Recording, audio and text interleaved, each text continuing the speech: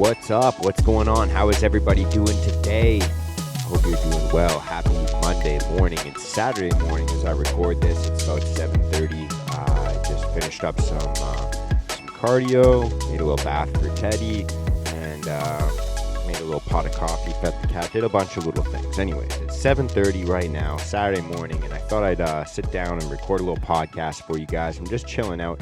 I opened up Twitter today and I just had a good laugh because you know how it's like always like what's happening, what's trending, and the top trending things were 15.6 thousand posts about cocaine trending in Canada. There was the Bible, 44.5 thousand posts about that. Gordon Lightfoot's trending. Fauci is trending in Canada, oddly enough. Adderall, obviously trending. And yeah, so it's always just funny to see what's trending or what's it's Saturday right now. There's a Catterday, hashtag Catterday. Anyways, it's Monday for you guys. It's Monday as this plays, as this is being broadcast or whatever, uploaded. And so it's Saturday today. And so I'm doing pretty good. How's everybody doing today? I'm gonna pretend that you can reply to me, or anyways.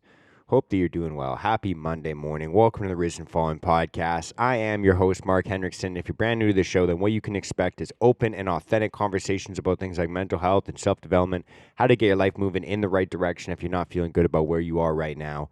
At least having the confidence, knowing that you're moving closer towards the life that you'd like to have in the future.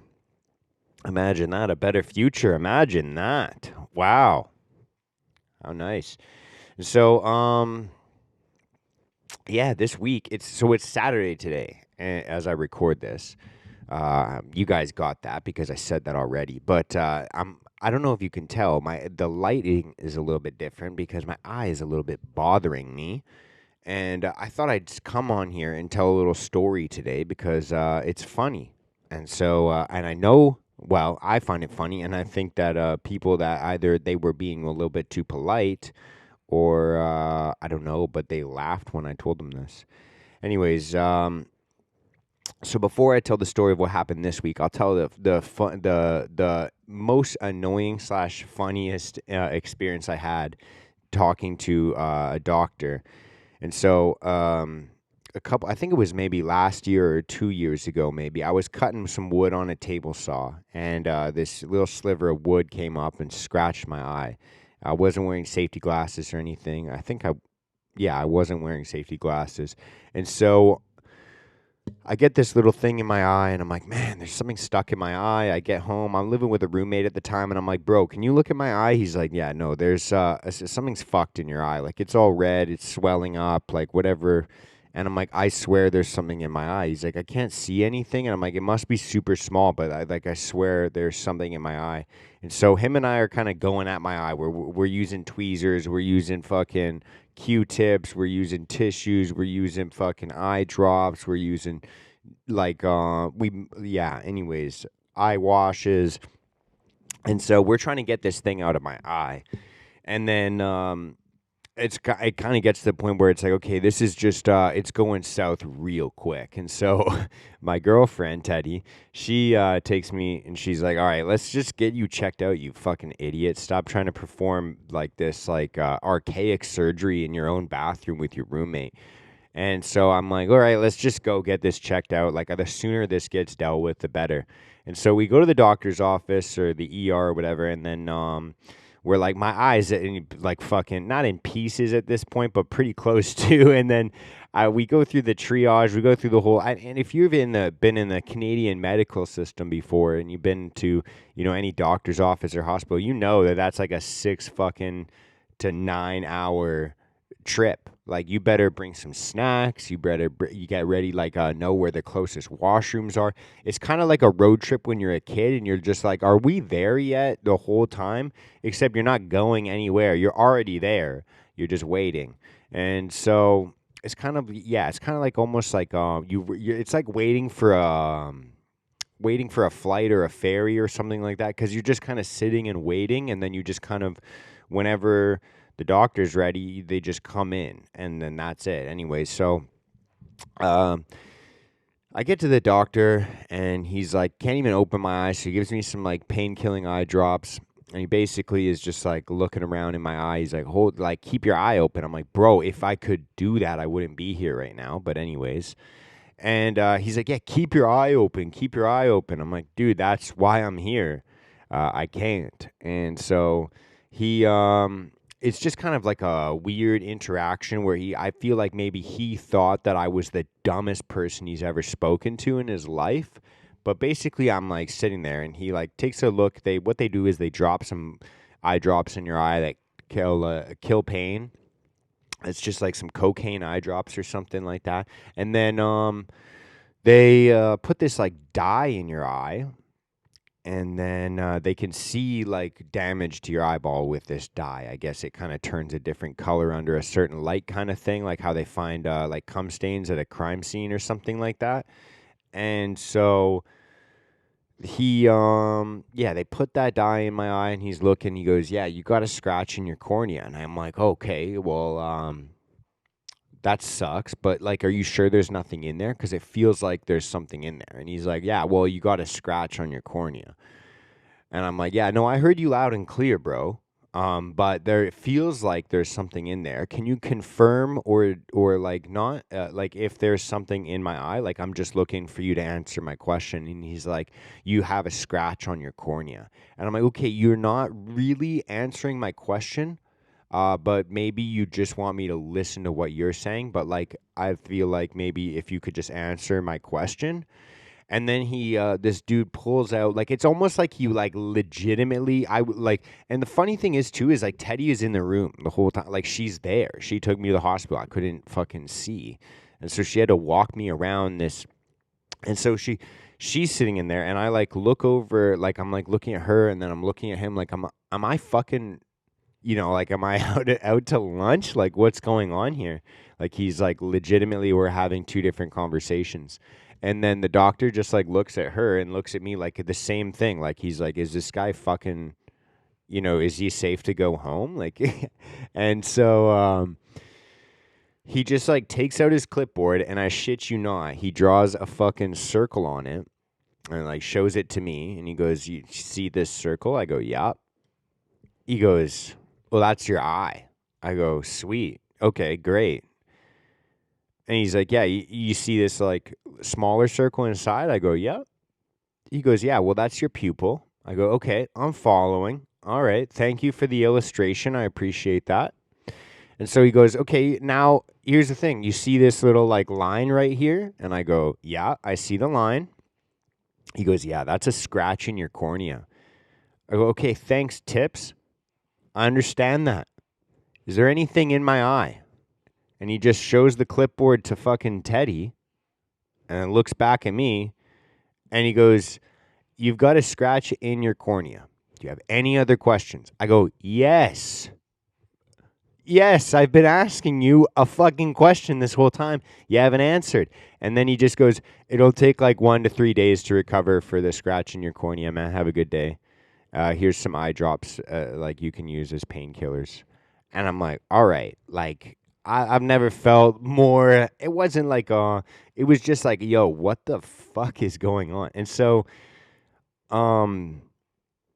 this week on Monday, I'm at work, and I'm grinding some nails off a subfloor, and something gets in my eye. I'm like, man, something is bothering me, but I just like something's, it's definitely a scratch in the cornea. I've had this before, been there, done that.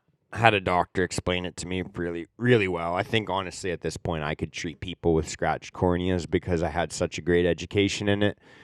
And so Monday at work, this happens. I quote unquote scratch my cornea again, and I finish up work. I'd come home, and I'm like, man, this sucks. But, it only took like a couple days last time, and my eye healed up no problem. be good to go. Like, it is what it is. I just got to make sure I wear my safety glasses. I got to make sure I wear, like, all my protective PPE, my protective gear.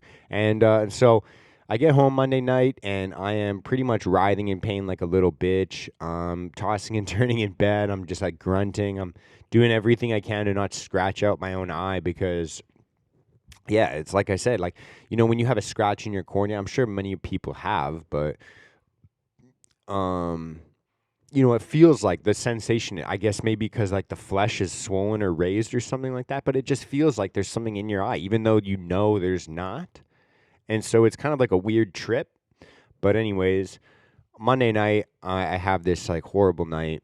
I like end up having to come on to sleep out on the couch because I'm just like tossing and turning so much, and I'm keeping Teddy awake. And I'm like, okay, well, she shouldn't feel bad because I'm a fucking idiot. So I'll just go to the couch. And then she's like, yo, you should really go to the hospital. I'm like, no, it's fine. Like, it's just a scratch again. Like, you remember the fucking drawing guy. I don't want to fucking, yeah, I don't want to have that experience again. So, like, I'm just going to lay low. I'm going to chill, maybe throw some eye drops in and just fucking wait for it to heal. So, Tuesday rolls around. Not much better. It still feels like there's something in my eye, but I'm like, it's just a scratch in the cornea. I had this before. And then Wednesday rolls around, same feeling in the morning. However, when I get home from work, my eye starts to swell again. I can't open it. It's stinging. It's like one of those feelings where, like your eyes are in pain, then your nose is watering and your eyes are watering and you fucking, I don't know, you're in so much pain you can't hear, and then you're just you're like a sensory overload. So I'm like, yeah, I ought to get this checked out. My head's starting to fucking get inflamed, and so it's like after work that day, so it's like 5 o'clock or something like that, and I'm like, all right, let's go and check out. Well, we should get to the hospital. So it's like I think we get to the hospital around like 7ish, and spend about 6 fucking hours there again. I don't think we got out until like 3 a.m. But anyways, I go through the same fucking experience that I went through the time before, except this time I have to explain why I waited 3 days to come in. And when the doctor finally sees me, she's like, hey, so you actually do.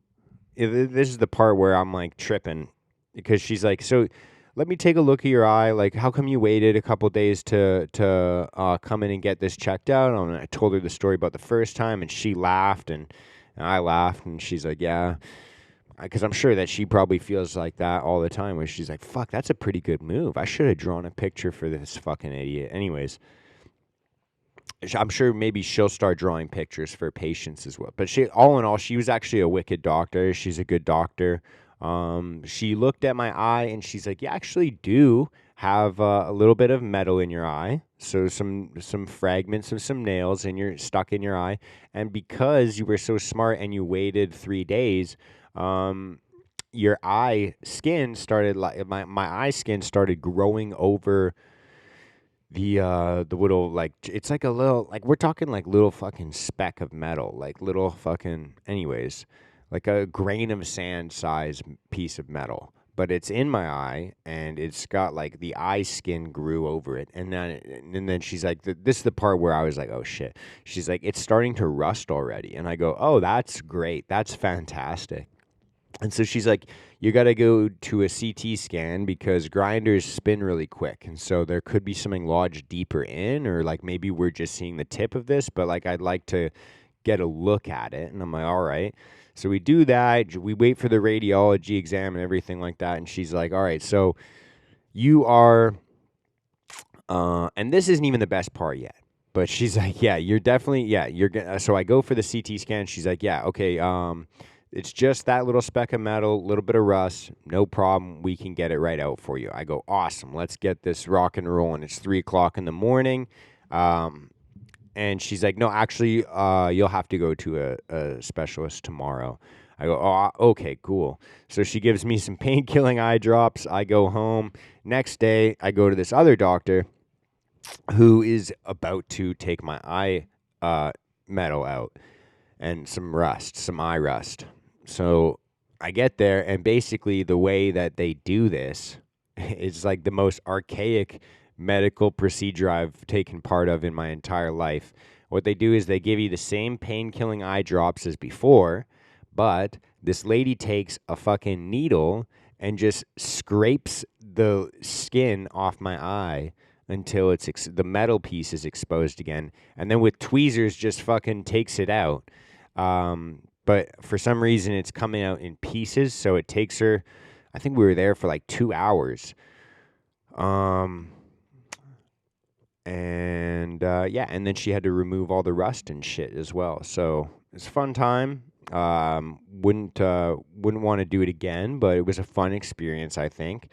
And because of that, my eyes are a little sensitive today, so I pushed back the lights. So if you were wondering why the lighting is a little bit different today, that's the reason why.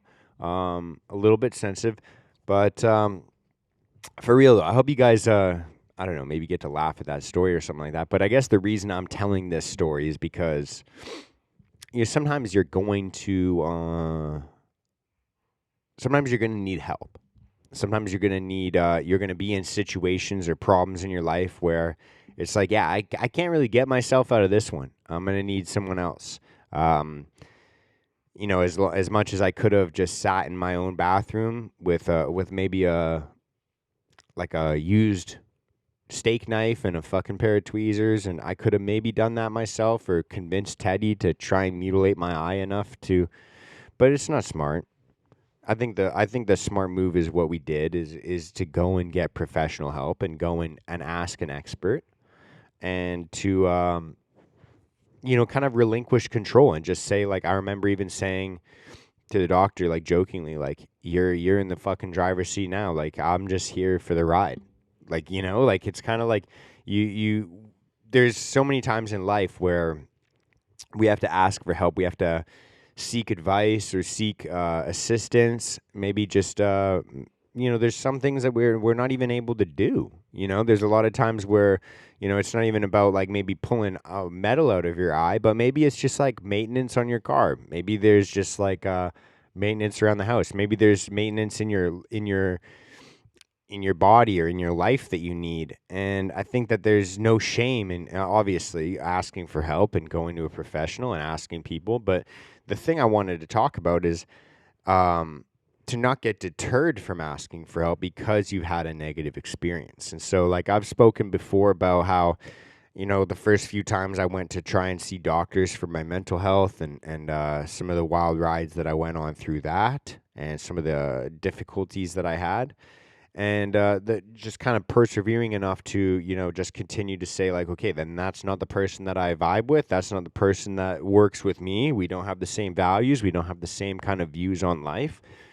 But that's not to say that the right person isn't out there for you. And you should stop looking just because you had a bad experience with somebody. And so the same way that I had a doctor that spoke to me where I just kind of felt like I was like, that's kind of, you're being a little bit of a dick right now, but I need your help. And it's kind of like a shitty situation where you're like, yeah, I kind of want to fucking hit you, but I also need your assistance. So I'll fucking just eat your shit, I guess. I don't know what the fuck to say or do, but like there's just like, we get put in these situations where we're just like, fuck, I kind of need this person for something in my life, but they're just being a dick.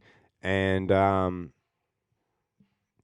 or maybe you're just perceiving it that way, or maybe they're just having a bad day or whatever it is, but just kind of like this, and that kind of deters us from then asking for help in the future or asking for assistance in the future. It deters us from even like wanting to speak about our shit because it's like, well, last time I asked the question, last time I did this, or last time, I felt like an idiot.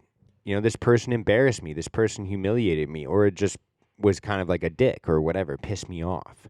And it was just like, obviously I had a negative connotation attached to, seeking help, seeking aid. And I think that a lot of people have those types of experiences where it's like you just get turned away or you just don't feel good about, asking for help or speaking up about something that you feel or that you think or something along those lines. We have that negative experience, and then that deters us. And, we kind of shell up and think like, oh, well, just because this person was a dick, I don't want to be exposed to people that are going to be dicks again. Or I don't want to make myself vulnerable to a dick like that. Or I guess taken out of context, that sounds a little bit weird, but I think that what I'm trying to say is just because you have a negative experience when you're reaching out for aid or assistance or help, it shouldn't deter you from reaching out for help in the future.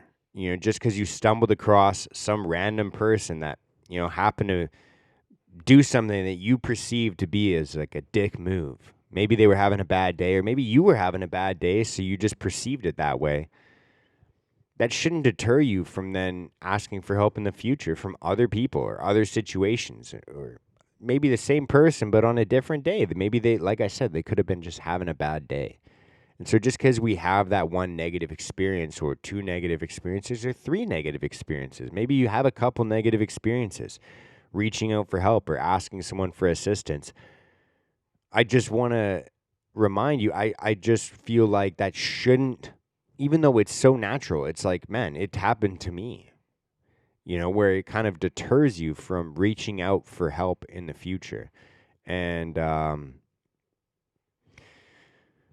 yeah, I guess that's just kind of and the other thing is as well is like sometimes you do need to just kind of understand that you're not going to get along with everybody. You're not going to jive with everybody. You're not going to, the first doctor, even though he kind of like treated like he was kind of being a dick, he was just but he did provide me with a funny story to tell. And it is funny looking back on it. So I am glad actually that I had that experience because it makes me laugh. But it's just kind of like, whoa, what the fuck? I can't believe. Maybe that guy was up for like 3 days before, and I was like his 900th patient. But he was just like, yeah, not answering my question. And but the nice thing, what I was trying to say is, you're going to encounter people that you don't get along with. You're going to encounter people that piss you off or that you don't jive with. And at the end of the day, this world is one where we are social creatures. We are creatures that, need to interact with other people. And sometimes we need assistance. And sometimes we need just something just as simple as like an answer or some knowledge of just like some comfort and peace of mind of like, hey, this is the issue that you're dealing with. And this is the solution for it. And you're like, 10-4, I got you, man. Thank you very much. Like it's kind of like you might not agree with that person or have the same values as them or anything like that. But it's like you kind of have to respect that they've got the knowledge, they've got the experience, and they can give you some guidance. And there is something that you can learn from them. And so you shouldn't just write people off. In fact, you should kind of look within yourself and say, like, how can I actually find myself? Like, how can I get along with this person? How can I figure out a way to, make this situation the best for both of us, and just have compassion and patience for people that you might not get along with or agree with. And so on that note, I feel like that's a kind of a beautiful place to wrap this up. Happy Monday. Hope you guys are doing well. If you enjoyed this episode, share with a friend, share with or don't. But if you do, it helps boost me in the algorithm. So like, comment, subscribe, leave a little review, rate it 5 stars, do everything you possibly can. And on that note, I'll see you guys on Thursday. Much love. Peace out. Love you all. Bye.